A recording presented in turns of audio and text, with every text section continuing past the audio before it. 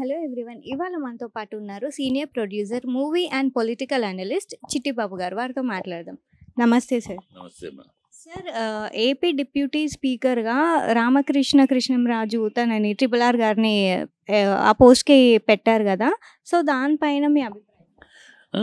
ఇప్పుడు ఆయన కళ నెరవేరింది. అది ఇప్పుడు చాలా ఆయన రచ్చబడ్డని చెప్పి నానా అల్లరి చేశాడు. పార్టీ ఎంపీగా ఉంటూనే ఆ పార్టీ మీద దుమ్మెత్తిపోస్తూ అసలు వింత ఆయన మొత్తం ఆయన ఇదంతా కూడా వింత పోకడలో ఉంటుంది. ఎవరైనా ఏ పార్టీ టికెట్ మీద గెలిచామో ఆ పార్టీ మనకు వ్యతిరేకత వస్తుంది, పదవికి రిజైన్ చేసేసి పోరాడతాం. అలా కాకుండా ఆయన పదవిలో ఉంటూనే పదవి యొక్క బెనిఫిట్లు అనుభవిస్తూనే తిరుగుబాటు చేస్తూ ఉన్నాడు. అది రచ్చబండాన్ని పెట్టి నానా బీభత్సంగా రకరకాలు మాట్లాడుతూనే ఉన్నాడు.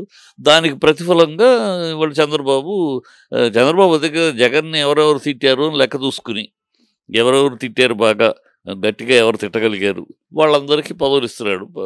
ఆయన సంతోషం, అదొక ఆనందం ఆయనకి తిట్టిన వాళ్ళు. ఇప్పుడు వాళ్ళ కోరిక ఎట్లా ఉందంటే, ఇప్పుడు ఆయన ఇవ్వటంలో ఓకే, ఆయన పాపం కష్టపడ్డాడు, ఏదో నిలబడ్డాడు, మొత్తానికి ఒక పదవి అసెంబ్లీలోకి అడుగు పెట్టడమే కాకుండా అసెంబ్లీలో పదవిలో కూర్చునే వారం అదృష్టం, ఆయన తృప్తి, త్రిపుల్ ఆర్కి ఆ తృప్తి ఓకే. కానీ ఇక్కడ నేను అచ్చెన్నాయుడు మాట్లాడిన మాట తీసుకుంటే, అచ్చెన్నాయుడు అంటే వీళ్ళ కోరిక ఏంటి అనేది అట్లా అర్థమవుతుంది. ఆయన వర్తు ఆర్ఆర్ఆర్ రామకృష్ణరాజు అనే అతను వర్తు ఆ సీటుకి అర్హుడు, ఆ సీటుకి యోగ్యుడు అని ఇవ్వలా. అందుకు ఇవ్వలా. ఎందుకు ఇచ్చారంటే అతను ఆ సీట్లో కూర్చున్నప్పుడు జగన్ రావాలి, జగన్ అధ్యక్ష అని పిలవాలి, ఆయన దానికి కౌంటర్ ఇవ్వాలి. ఈ యాటిట్యూడ్ కోసం ఇచ్చారు. అది ఆ మాట నేనంట కాదు, అచ్చెన్నాయుడు అన్నాడు నిన్న. అచ్చెన్నాయుడు మీరు కూర్చుని ఉండగా నేను కోరుకున్న అతను రావాలి అంటే ఆ సురకానందం కోసం పదవులు ఇస్తున్నారు తప్పితే ఒక డిప్యూటీ స్పీకర్గా ఆయన ఈ పదవిని బాగా సమర్థవంతంగా నిర్వహించగలడు, ఈ పదవి యొక్క విలువలు కాపాడగలడు అని కాదు. కోరుకున్న వ్యక్తి రావాలంటే ఎవరు? జగన్ రావాలి. జగన్ వస్తే ఈయన అధ్యక్ష అని జగన్ పిలవాలి, దానికి ఆయన ఒక కూర్చో అని అనాలి. ఇలాంటి సురకానందాల కోసం ఆయనకి ఇచ్చినట్టు తప్పితే వేదిలో ఇచ్చినట్టు కనపడలేదు. ఎందుకంటే అచ్చెన్నాయుడు మాటలు పెట్టారు, వాళ్ళ సురకానందాల కోసం నడుపుకొని అంతే. అదే రామకృష్ణరాజు ఓకే, ఆయన పదవి ఇచ్చారు, సంతోషం, కంగ్రాచులేషన్స్ అంతవరకు. అయితే ఇప్పుడు చూసుకున్నట్టయితే జగన్ గారు అసలు ఇప్పటివరకు అసెంబ్లీకి కూడా వెళ్ళలేదు. సో మరి ఇప్పుడు తను ఎన్ని రోజులు అట్లా వెయిట్ చేస్తూ ఉంటారు తన పైన రివెంజ్ తీసుకోవాలి? అది వాళ్ళు వెయిట్ చేస్తారు, వాళ్ళ కోరిక అదే కదమ్మా. ఇప్పుడు వాళ్ళు ఏంటంటే, ఇప్పుడు ఎందుకు జగన్ని ప్రతిపక్ష హోదా ఇవ్వాలంటున్నారు? ఎవరినన్నా ఛాలెంజ్ చేసి చెప్తున్నాను, ఎవరినైనా వాళ్ళని కాన్స్టిట్యూషన్లో ఇది ఉందండి, 10% ఎమ్మెల్యేలు వస్తేనే ప్రతిపక్ష హోదా ఇవ్వాలని కాన్స్టిట్యూషన్ రాజ్యాంగబద్ధమైన నియమం ఇది అని చూపించమనండి. ఎక్కడ కాన్స్టిట్యూషన్లో లేదు. మరి ఇది ఎందుకు వచ్చింది అని మీరు అడగచ్చు. ఎందుకు ఒక ఆనవాయితీ గతంలో ఆ రోజుల్లో ఇది పెట్టినప్పుడు 2-3 పార్టీలు ఉండేవి, అపోజిషన్ పార్టీలు. ఈ 2-3 పార్టీల ప్రతిపక్ష పార్టీలు ఏ పార్టీకి హోదా ఇవ్వాలన్నప్పుడు అదొక ఏదో కావాలి కదా, అందుకని ఒక లైన్ పెట్టుకున్నారు, 10% సీట్లు వచ్చిన వాళ్ళకి ఇవ్వాలని. సో ఆ పద్ధతిలో అదొక ఆనవాయితీగాను ఒక దీనిగా జరిగింది కదా. కాన్స్టిట్యూషన్ కాదు, రాజ్యాంగబద్ధమైన నిర్ణయం కాదు అది కాదు, ఏదో సాంప్రదాయంగా జరుగుతుంది. ఇప్పుడు ఇవాళ ఉన్న పరిస్థితుల్లో అపోజిషన్ 2-3 లేరు, ఒకళ్ళే అపోజిషన్. అది 10 మంది ఉన్నాయి, 4 ఉన్నాయి. అపోజిషన్ ఇది అపోజిషన్ ఇవ్వాలి. వాళ్ళు ఎందుకు ఇవ్వట్లా అపోజిషను? ఇది ఇస్తే ఆయన కారు లోపల దాకా ఎంట్రన్స్కి ఇస్తారు అపోజిషన్ లీడర్కి. ఇవ్వకపోతే బయట దిగి అక్కడే గేట్ దగ్గర దిగి నడుచుకుంటూ రావాలి. పోతే మామూలుగా ఆయన కూడా నడుచుకు వస్తూ ఉంటే వీళ్ళు సురకానందం ఎంజాయ్ చేయాలి. ఆయన అసెంబ్లీలో కూర్చుని మా అధ్యక్ష చెయ్యితే కూర్చో అని మాట్లాడాలి, లేదా ఆయన మాట్లాడుతూ ఉంటే ఓ అరిచి కూర్చోవాలి. ఈ బుల్డోజ్ చేయాలి, అతన్ని బుల్డోజ్ చేసి అవమానించి అవహేళన చేసి అతన్ని కించపరిచి దాని నుంచి ఒక సునకానందం పొందాలి. అందుకోసమని జగన్ రావాలని కోరుకుంటున్నారు, కానీ ప్రజల కోసం కాదు. వాళ్ళ ప్రజల కోసం జగన్ వస్తే ఏదో ఇలాంటి అల్లరి గిల్లరు చేసి అసెంబ్లీలంతా గందరగోళం చేసేసి ప్రజలకి కావాల్సిన విషయాలు చర్చించకుండా ఏదో వాళ్ళు వెళ్ళిపోవచ్చు.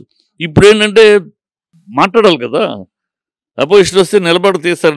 నేను 1:40 అన్ని విషయాలు మాట్లాడాడు జగన్. మరి అదే అసెంబ్లీలో మాట్లాడితే దానికి సమాధానం ఎక్కడ ఉన్నాయి మీ దగ్గర?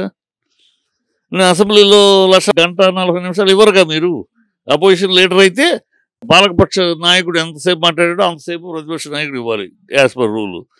కనుక అప్పుడు అన్నీ మాట్లాడతాడు. ఇవ్వకపోతే ఏం మాట్లాడతాడు? లేవగానే కూర్చొని అల్లరి చేస్తారు, మీరు బుల్డోజ్ చేస్తారు. ఇది చెయ్యాలి, ఇలా అల్లరి చెయ్యాలి అని వాళ్ళ కార్యక్రమం. అందుకోసం జగన్ రావాలి. ఎందుకు రావాలి జగన్? మీరు తెలిసి మీరు ఏం చేయబోతారో తెలిసి, మీ దుష్ట బుద్ధి ఏంటో, దుర్మార్గ బుద్ధి ఏంటో, మీ సురకానందం కోసం మీరు ఏం చేయాలనుకున్నారో అన్నీ తెలిసి ఎందుకు వస్తాడు? అది అనుకుంటున్న దానికి తగినట్టు నేను అచ్చెన్నాయుడు మాట్లాడాడు. నువ్వు రావాలి, నువ్వు కూర్చోవాలి, ఆయన రావాలి. ఎందుకు అదేం కోరిక? రావాలి, ఆయన అధ్యక్షాన్ని పిలవాలి, కూర్చో అని అనాలి. ఇది ఇప్పుడు కనుక రావాల్సిన మంచి నిర్ణయం రాకపోవటం అనేది. వచ్చి అలరల చిల్లరతనం తప్పితే ఇంకోటి కనపడదు. నేను వచ్చాడు అనుకోండి, వాళ్ళు చేయబోయేది అలరతనము, చిల్లరతనము, అసహ్యంగా మాట్లాడటము చేస్తారు. రామారావుతోనే అల్లరి చేయించినాడు కదా అసెంబ్లీలో చంద్రబాబు. రామారావునే ఆయనకి గాజులు తీసుకెళ్ళి కూర్చొని చేతులు పిచ్చ చంద్రబాబు మైండ్ సెట్ అంతే. ఎంత అల్లరి చేయాలి, ఎంత అసహ్యం చేయాలో చేస్తాడు. రామారావు మహానాయుడు రామారావునే అసెంబ్లీలో అంత అబాస్పాలు చేసినోడు కదా. కానీ జగన్ ఎంత ఆయనకి. కనుక అలాంటిది ఏదో చెయ్యాలని తపన పడుతున్నారు. దానికి అవకాశం ఇవ్వకుండా నేను రావట్లేదు అన్నాడు. అయిపోయాయి. అయితే ఇప్పుడు అంటే ఏపీ పాలిటిక్స్‌లో ప్రజల గురించి పట్టించుకోకుండా వీళ్ళ రివెంజ్‌లు తీసుకోవడానికి గానీ, లేదా ఇలా అవమానించుకోవడానికి గానీ చేయడం ఇలా ఎంతవరకు కరెక్ట్? ఎంతవరకు చంద్రబాబు అంతేనమ్మా. చంద్రబాబు అంతే. చంద్రబాబు చరిత్ర చూసుకోండి మీరు. మొదటి నుంచి కుతూహలమ్మ దగ్గర చేరి కుతూహలం వరకు వెన్నుపోటు పొడిచారు రోజుల నుంచి రామారావు గారి విషయం దాకా, నిన్న మొన్నటి దాకా కూడా, మోడీ విషయం దాకా కూడా చూసుకుంటే ఆయన అంతే. ఇప్పుడు ఏ అవసరాన్ని బట్టి మాట్లాడేస్తూ ఉంటాడు. రామారావు గారు నేను దేవుడు అన్నాడు, రామారావు గారికి ఏమి తెలియదు మొండోడు అన్నాడు. మోడీని టెర్రరిస్ట్ అన్నాడు, ఎందుకు పనికిరాడు అన్నాడు. ఈ దేశంలోనే ఉంటాను పనికిరాడు అన్నాడు. తన భార్య గురించి మాట్లాడింది మాట్లాడుతున్నారు వీళ్ళు. మరి మోడీ గారి భార్యను గురించి మాట్లాడిన మాటలేంటి? మోడీ గారి భార్యను గురించి నువ్వు ఎన్ని మాట్లాడావు? ఈయన ఎంత దిగుసాగరంగా ఆయన బాధ పెట్టి మాట్లాడారు కదా. అంటే వీళ్ళు మాట్లాడే ఏమో మాటలు కావు, వీళ్ళు మాట్లాడేవన్నీ మంత్రాలు. ఎదుటోళ్ళు మాట్లాడేది మాత్రం దాన్నే చెప్పి మాట్లాడుతూ ఉంటారు. భువనేశ్వర్ గురించి మాట్లాడారు అసెంబ్లీలో, భువనేశ్వర్ గారు మాట్లాడారు అసెంబ్లీలో, 100 మాటలు అదే మాట్లాడుతూ ఉంటారు. మీరు మాట్లాడిన ఏంటని మీరు జగన్ తాతని గురించి జగన్ తాతకి అసలు భార్య కాకుండా తర్వాత భార్యకు పుట్టినవాడు రాజారెడ్డి, ఆ రాజారెడ్డి సంతానం. మీరు మాట్లాడింది ఏంటి? మోడీ వైఫ్ గురించి, ఫ్యామిలీ గురించి మాట్లాడింది మీరేంటి? ఇవన్నీ మాటలు కావా? ఇవన్నీ తప్పులు కావు. మీరు మాట్లాడితే ఒప్పులు, మిగతా వాళ్ళు తప్పులు. ఇది సాగుతుంది. వాళ్ళకి ఛానల్స్ ఉన్నాయి, పేపర్లు ఉన్నాయి కనుక చెప్పింది చెప్పి 10 మాటలు చెప్పి వాయించుకుంటున్నారు. వాళ్ళు అంతే. పవన్ కళ్యాణ్ ఏదైనా ఉన్నాడు, పవన్ కళ్యాణ్ అంతకు మించి నోటి దూర. పవన్ కళ్యాణ్ మాట్లాడిన మాటలు ఎవరు ఇంతకుముందు ఈ రాజకీయాల్లో విన్నాం మనం. పాతాళానికి తొక్కుతా, కడ్రాయలతో పరిగెట్టిస్తా, మోకాళ్ళ మీద కూర్చోబెడతా. ఏ రాజకీయ నాయకుడు మాట్లాడడం సరే. అప్పుడు మాట్లాడాడు అపోజిషన్గా. ఇప్పుడు పదవిలోకి వచ్చినాక కూడా మొన్న కూడా అదే మాట్లాడుతున్నాడు. అదేం భాష? వీధి రౌడీ భాష. ఒక మంత్రి, ఉప ముఖ్యమంత్రి పద్ధతిలో మాట్లాడే, గౌరవంగా మాట్లాడే, చట్ట ప్రకారం తగిన చర్యలు తీసుకుంటాం. ఈ భాష వదిలేసి ఇంట్లోంచి బయటికి లాగి తత్తాం, పొడుస్తాం, ఏమేమి మాట్లాడతారు వీళ్ళని. అంతే. దరిద్రం అనుకోవాలా, కర్మ అనుకోవాలా?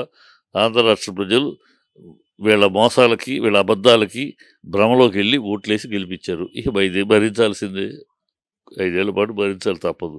చంద్రబాబు కొత్త నాకైతే ఆశ్చర్యం అట్లా. చంద్రబాబు నువ్వు చేసినట్టు చంద్రబాబు ఇంతే. రామారావు గారిని అంత మహనీయుడు, ఏ స్వార్థం లేకుండా పార్టీ పెట్టి, ప్రజల కోసం పార్టీ పెట్టిన ఆయన్నే ముంచి, ఆయన్నే తుంచి, ఆయన ఎందుకు పనికిరాడు, మొండోడు, గడ్డోడు అని మాట్లాడి వాళ్ళు ఆయన దేవుడు అంటాడు. ఆయనది అవసరమైనాక ఆయన దేవుడు, లేనప్పుడు మొండోడు. ఇలా మాట్లాడి చంద్రబాబుని గురించి ఇలాగే చేస్తాడు. ఇప్పుడు ఈ నక్క ఓళపెట్టును, పిల్లి మేవను, కుక్క మొరుగును, చంద్రబాబు ఇలా చేయను. ఇవన్నీ సహజ లక్షణాలు అంతే. ఈ సహజ లక్షణాలు అలాగే ఉంటాయి. పుట్టుకతో వచ్చి పుడకలతో పోతాయి. ఇప్పుడు నక్క ఓళపెడుతుంది, మానద్దా? నువ్వు అడవిలో పెట్టిన ఓళపెడుతుంది, ఇక్కడ పెట్టిన ఓళపెడుతుంది. పిల్లి మేమే అంటే మానద్దా? ఎక్కడున్నా మానది. అలాగే కుక్క మొరగటం ఎక్కడైనా ఆగుద్దా? నువ్వు అడవిలో పెట్టు, ఇంట్లో పెట్టు, బయట పెట్టు, ఎక్కడైనా మొరుగుద్ది. ఇవి వాటి సహజ లక్షణాలు. పాము బుసకొడుద్ది, దాని సహజ లక్షణం. చంద్రబాబు అంతే సహజ లక్షణం. ఇలాంటి చిల్లరతనం చేయటం, ఇలాంటి సురకానంద విషయాలు చేయటం, ఇలాంటి ఆవాసపాలు క్షుద్ర రాజకీయాలు చేయటం ఆయన జన్మతః వచ్చిన లక్షణం. ఆ లక్షణం అలాగే ఉంటుంది. వచ్చింది పుడకలతో సరిపోదని చంద్రబాబు నుంచి వేరే కొత్తగా ఎక్స్పెక్ట్ చేయగలిగేది అంతే. సో ఇప్పుడు వాళ్ళు ఇచ్చిన 6 గ్యారంటీలో కూడా వాళ్ళు ఒక్కటే చేశారు. సో మిగతావి ఏవి కూడా పట్టించుకోకుండా ఇవన్నీ చేస్తున్నారు. సో దీనిపైన అదే వాళ్ళ కోరిక. వాటి నుంచి ప్రజలు అడగకుండా డైవర్ట్ చేయడానికే జగన్ రావాలి, జగన్ రావాలి, జగన్ రావాలి. జగన్ వస్తే అసెంబ్లీకి వస్తే జగన్ మీద అల్లరి చేసేసి ఈ ఈ ప్రశ్నలు ప్రజల్లోకి పుట్టించకుండా డైవర్ట్ అయిపోద్ది కదా. ఇప్పుడేంటే ప్రజల్లో ఈ జగన్ అసెంబ్లీ రాకుండా అంటే వీళ్ళు జనాలు అడిగేదానికి సమాధానం చెప్పాల్సి వస్తుంది అసెంబ్లీలో. ఇప్పుడు ఏమిటి నీకు నీకు నీకు నీకు నీకు నువ్వంటివి పవన్ కళ్యాణ్ అంటిడి, మీ రామారావు ఎమ్మెల్యే అంటిడి అన్నారు. ఏమైంది? మళ్ళీ నీకు నీకు అన్నది పోయి మొత్తం జగన్ ఇచ్చినట్టే ఒకటే కుటుంబానికి అంటున్నావు. 18,000 నిండిన ప్రతి అమ్మాయికి నెలకు 1,500 చొప్పున సంవత్సరానికి 18,000 అన్నావు. ఏమైంది? దానికి కేటాయింపేది, దాంట్లో బడ్జెట్లో కేటాయింపేది. 3 సిలిండర్లకు అన్నావు. అది ఎంత? 1 కోటి మంది పై చిల్లరకు రావాలి. నువ్వు కేటాయించింది ఎంత? 5 లక్షల మందికి డబ్బు కేటాయించి ఉన్నాయి. అంటే కంటి తుడుపు చర్యలు కదా తప్పితే ఏది అసలు ఒక్కటి బడ్జెట్లో కేటాయింపు లేదు. మరి బడ్జెట్లు ఇద్దరు అబద్ధాలు. అప్పులు అప్పులు అని 14 లక్షలు అన్నారు, 14 లక్షల కోట్లు అన్నారు, 11 లక్షల కోట్లు అన్నారు. మొన్న అసెంబ్లీలో గవర్నర్ ప్రసంగంలో 10 లక్షల కోట్లు అన్నారు. ఫైనల్గా నిన్న అసెంబ్లీలో తేలిద్దేంటి? వీళ్ళు ఇచ్చిన బడ్జెట్లో 6,46,000 కోట్లు. ఇది అసలు ఫిగరు. దీన్ని ఎలక్షన్ అప్పుడు 12 లక్షల కోట్లు అని, వీళ్ళు 14 లక్షల కోట్లు అని నోటికి వచ్చిన అబద్ధం ఆడేసి ప్రజల ముందు ఇవాళ లెక్కలు వీళ్ళే అసెంబ్లీలో మరి చెప్తే రికార్డు కాని రికార్డు కదా. కనుక నోరు మూసుకుని కరెక్ట్ ఫిగర్ 6,46,000 కోట్లు అని. 6,46,000 కోట్లలో నువ్వేమన్నా వెళ్ళేటప్పుడు 2019లో వెళ్ళేటప్పుడు ఖజానా నింపించావా? 2,62,000 కోట్లు అప్పుతోటి ఇచ్చేళ్ళాను. నీ అప్పు అంతకుముందు 1,00,000 చిల్లరకు అప్పు ఉంటే నీవు 2,62,000 కోట్లు నువ్వు అప్పు. అంటే 3 లక్షల పైచీలకు అప్పు పెట్టి వెళ్ళావు నువ్వు 2019లో. అది ఇవాళ 6 లక్షల కోట్లు అయింది. ఇది పైగా 2 సంవత్సరాలు ఇది ఉంటుంది కరోనా ఉండగా. సో అప్పు నువ్వు ఇవాళ కొత్తగా వచ్చి అప్పులు ఖజానా ఖాళీ అయిపోయిందని నీకు తెలియదు. నువ్వేమన్నా నిండుగా ఫుల్ ఖజానా ఇచ్చి ఫుల్గా పొర్లుతున్న ఖజానా ఇచ్చావా? 3 లక్షల చిల్లర అప్పుతోటి ఇచ్చెళ్ళి ఖజానా ఖాళీగా ఉందని అంటే నీకు తెలియదు. అప్పుడు అడిగితే సంపద సృష్టిస్తాం. ఏంటి సంపద సృష్టించావు నువ్వు ఈ 5 నెలల్లో? 7,000 కోట్లు అప్పు, 7,000 కోట్లనేమో గవర్నమెంట్ సెక్యూరిటీస్ పెట్టి అప్పు, ఇంకో 10,000 కోట్లు పోర్టులను తాకట్టు పెట్టి పెట్టుకున్నావు. ప్రతి వారం అప్పు కోసం వెళ్తున్నావు.